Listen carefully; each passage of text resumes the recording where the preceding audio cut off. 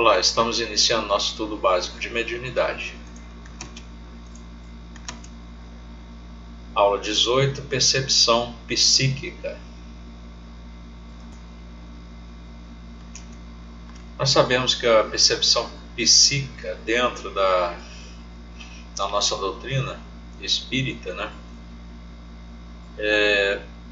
abrange o desenvolvimento das percepções com vistas à captação de sentimentos, ideias e imagens oriundas do mundo espiritual, o plano espiritual. Mas no plano material, só para relembrar, nós temos as diversas percepções, como o olfato, que vem pelo nariz e segue, de alguma forma, interagindo com a parte do córtex do nosso cérebro. Assim como a visão, o olho também transmite essas informações para o cérebro, a língua, o ouvido, nossos ouvidos pegam os sons também. Então, o cérebro controla toda essa área de percepções que nós temos no nosso plano, de encarnados. Mas nós estamos falando de percepção psíquica. Tá? Na percepção psíquica, nós vamos ter um entendimento diferente, porque, conforme diz aqui Kardec, o Espiritismo entende que a percepção é feita pela mente, pelo espírito, utilizando o perispírito como mediador do processo e os órgãos físicos como executores, respectivamente. Então nós temos uma interação no plano espiritual com o plano material. Mais à frente nós vamos tentar entender melhor isso através de uma informação que nós obtemos lá dos estudos com o Dr. Jorge Andréas sobre a glândula pineal. E nós teremos aqui nessa região uma interação dessa percepção psíquica, conforme nós falamos aqui, oriundas do mundo espiritual.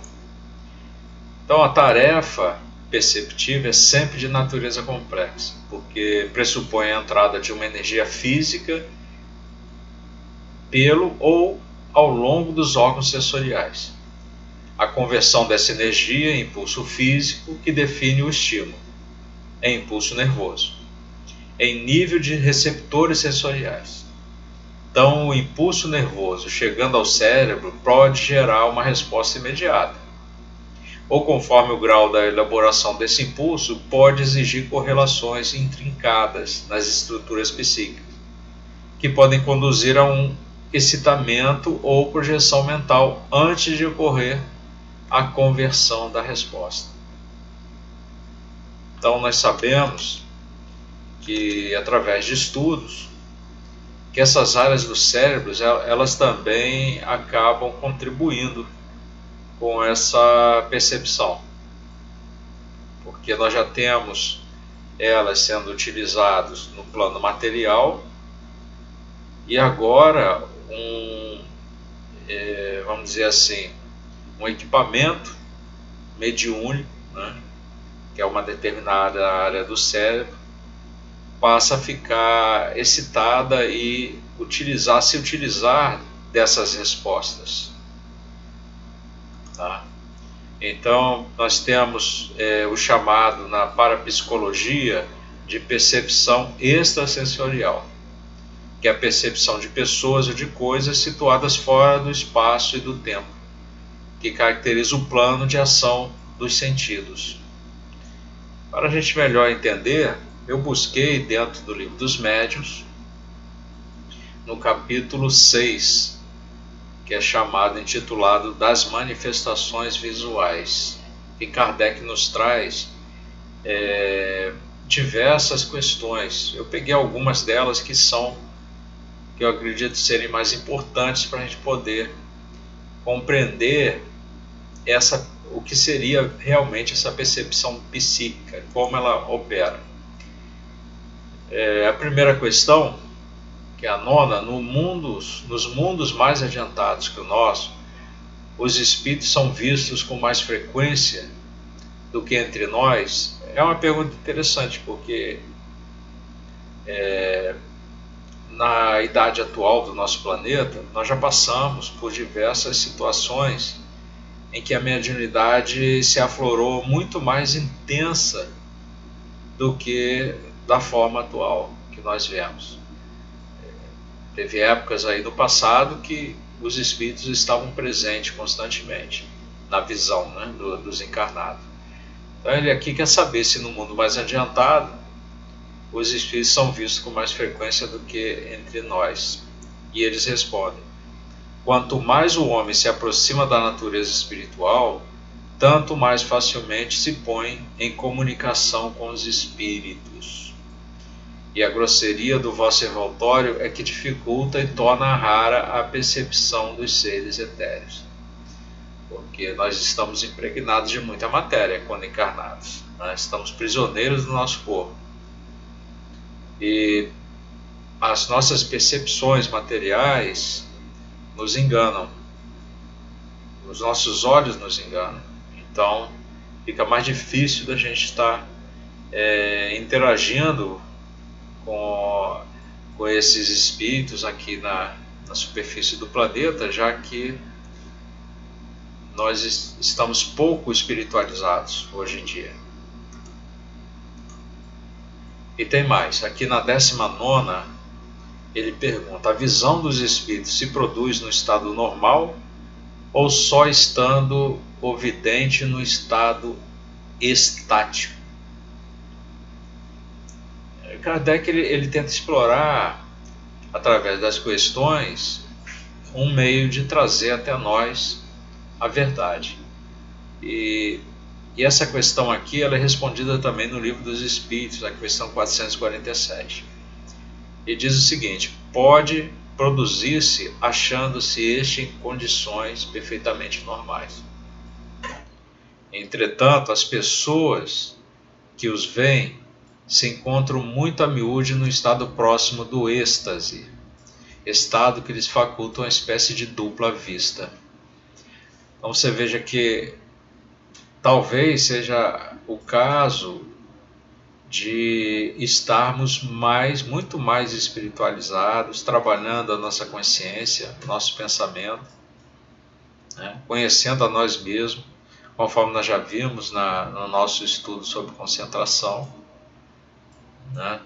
na aula passada, para que possamos chegar e atingir esse estado, nós precisaremos de muita concentração, de muita paz. Ele diz aqui também, na 21, né, os Espíritos respondem que como o Espírito pode fazer-se visível, que é uma outra questão que a gente precisa também ter conhecimento, não só saber como que a gente tem que se comportar, como deve ser o nosso pensamento, mas também como que eles fazem isso para que a gente possa entender melhor. Então ele diz que o princípio é o mesmo de todas as manifestações. Reside nas propriedades do perispírito, que pode sofrer diversas modificações ao sabor do espírito. É uma resposta que nós já conhecíamos, nós que já estudamos sobre o perispírito, sabemos que suas propriedades, elas permitem, né, que a mente, né, esse pensamento do próprio espírito possa definir essas modificações. Muitas vezes alguns espíritos o fazem até sem o saber, mas nós temos essa capacidade quando no plano espiritual. Uma outra questão aqui importante pode o espírito propriamente dito fazer-se visível ou só o pode com auxílio do perispírito? Para nós vermos o quanto o perispírito está assim, numa posição importante entre o espírito e o corpo material. Ele diz aqui: no estado material em que vos achais, só com auxílio dos seus invólucros semimateriais podem os espíritos se manifestar. Semimateriais é o perispírito. Então, esse invólucro é o intermediário por meio do qual eles atuam sobre os vossos sentidos. Sobre esse envoltório é que aparecem, às vezes, com uma forma humana, ou como outra qualquer, seja nos sonhos, seja no estado de vigília, assim em plena luz, ou como na obscuridade. Então, eles podem aparecer em qualquer local. Não tem nenhum ritual para ser feito, nenhum aparato especial, nenhum ambiente material para se... nenhuma câmara, né, a ser construída para que eles possam aparecer ali dentro. Não, eles podem, mas eles precisam do auxílio desse invólucro semimaterial, que é o próprio perispírito.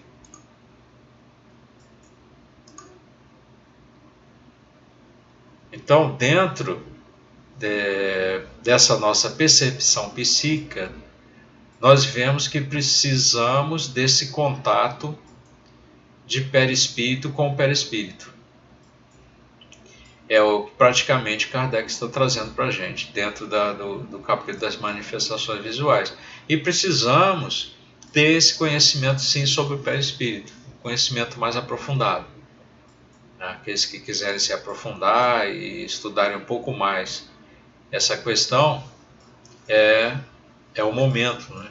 Pesquisar livros importantes dentro da doutrina, até mesmo o livro dos Espíritos, o livro dos Médiuns, né? Para que possamos compreender melhor. Nós temos aqui, nesse estudo da aula 18, uma parte prática, que essa é a nossa última lição de teoria e prática. Nós fizemos 2, essa é a terceira e última parte desse módulo, né? E a sugestão aqui é a sugestão que eu trago da apostila da Federação, Percepção da Vida no Além-Túmulo. Então tem um roteiro aqui que nós temos que dividir em grupos, né? É claro que você em casa não vai poder fazer isso dividindo em grupos, né? Vai ter que fazer você mesmo sozinho. Mas trata do seguinte: ler com atenção o texto. No trocar de ideias você vai fazer a sua meditação, né? A sua filosofia, com as suas ideias sobre o que você leu. Escrever numa folha as principais características dessa situação espiritual do personagem que tenha sido citado no texto, e depois você fazer um resumo disso tudo, né, para concluir o seu trabalho. Nós vamos fazer isso na aula presencial, no estudo presencial na Casa Espírita. E quem adquiriu tem o livro Os Mensageiros, de André Luiz, ouvindo instruções. E nesse texto, ele começa falando lá sobre um grande salão, né? E tem um personagem que estava lá aguardando, né? E o André Luiz ele dá vários detalhes ali de quem está naquele local, as ideias que surgem ali, né? Os interesses, as expectativas. Por ler esse texto dos Mensageiros, vai escrever em uma folha essas principais características e depois, se utilizando delas, escrever um resumo, né, do que você leu. Esse tipo de percepção, né, que é mais ou menos uma investigação, que André Luiz, ele no final ele coloca: quantos cooperam conosco veem a extensão daqueles que se debatem na mente humana, né? Criminosos que se agarram a criminosos, doentes que se associam a doentes, e nós precisamos oferecer ao mundo os instrumentos adequados para retificações espirituais, habilitar nossos irmãos encarnados a um maior entendimento do Espírito do Cristo. E para consegui-lo, todavia, necessitamos de colaboradores fiéis, aqueles que não cogitem de condições, compensações, discussões, mas que se interessem pela sublimidade do sacrifício e da renúncia com o Senhor.